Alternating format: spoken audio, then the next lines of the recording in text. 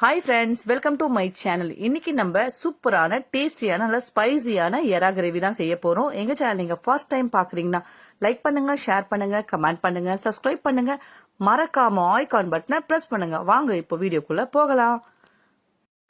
நான் case on பண்ணிட்டு ஒரு கடாய் வச்சிருக்கேன். அது எண்ணெய் ஊற்றிருக்கேன். எண்ணெய் கொஞ்சம் நல்லா ஹீட் ஆனதுக்கு அப்புறம் எறாவை நல்லா கழுவி மஞ்சத்தூள், உப்பு, இஞ்சி பூண்டு பேஸ்ட், மிளகாய் தூள் போட்டு அரை மணி நேரத்துக்கு முன்னாடியே ஊற வச்சிருக்கேன். இப்போ நம்ம இதை அப்படியே ஃப்ரை பண்ணிக்கலாம் எண்ணெயில.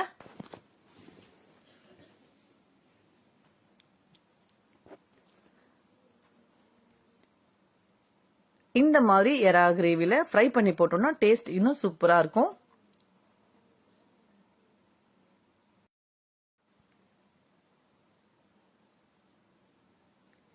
எறா லைட்டா இந்த அளவுக்கு ஃப்ரை ஆனதுக்கு அப்புறம் இப்ப நம்ம இதை பிளேட்ல மாத்திக்கலாம்.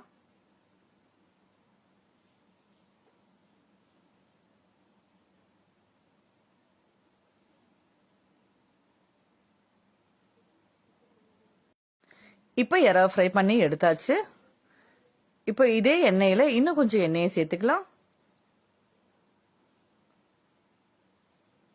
சேர்த்துட்டு அரை டேபிள் ஸ்பூன் சோம்பு சேர்த்துக்கலாம். சேர்த்துட்டு நல்லா மிக்ஸ் பண்ணிக்கலாம்.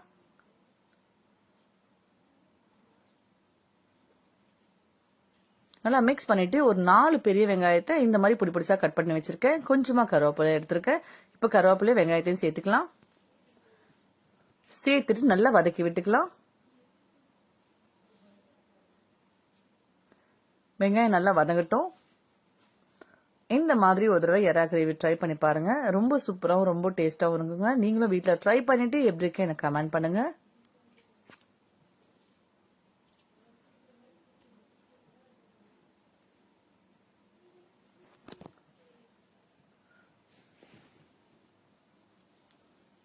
வெங்காயம் இந்த அளவுக்கு வதனதுக்கு அப்புறம் 1 டேபிள் ஸ்பூன் இஞ்சி பூண்டு பேஸ்ட் சேர்த்துக்கலாம்.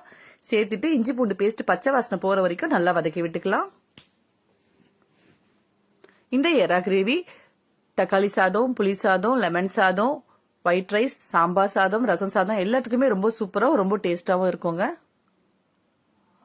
2 பச்சை மிளகாய் சேர்த்துக்கலாம். 1/4 டேபிள் ஸ்பூன் மஞ்சள் தூள், 1 டேபிள் ஸ்பூன் மிளகாய் தூள்,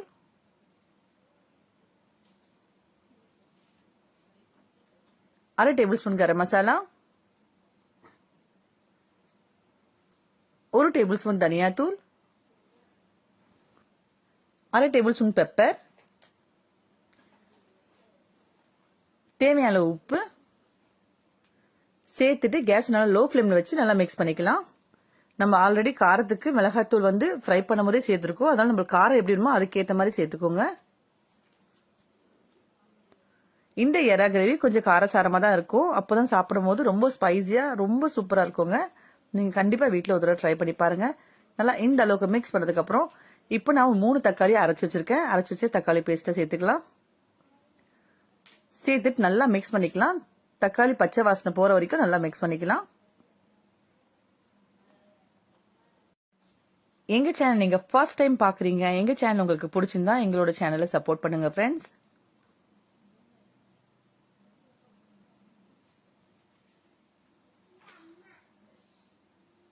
நல்லா இந்த அளவுக்கு மிக்ஸ் பண்ணதுக்கு அப்புறம் இப்போ ஒரு 5 நிமிஷத்துக்கு நம்ம லோ ஃப்ளேம்ல மூடி வச்சிடலாம்.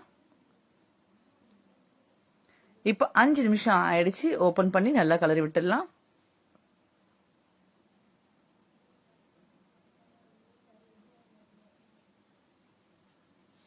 நல்லா இந்த அளவுக்கு மிக்ஸ் பண்ணதுக்கு அப்புறம் இப்போ நம்ம ஃப்ரை பண்ணி வச்சிருக்க எறாவை இதுல சேர்த்துக்கலாம். சேர்த்துட்டு நல்லா மிக்ஸ் பண்ணிக்கலாம்.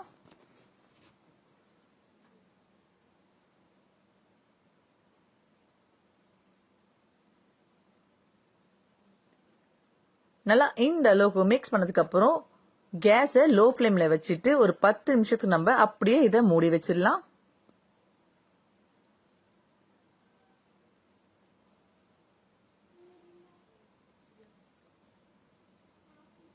இப்போ 10 நிமிஷம் ஆயிடுச்சு. நம்மளோட சூப்பரான டேஸ்டியான இறால் கிரேவி ரெடி ஆயிடுச்சு. இந்த ரெசிபியை நீங்களும் வீட்ல ட்ரை பண்ணிட்டு எப்படி இருக்கு எனக்கு கமெண்ட் பண்ணுங்க.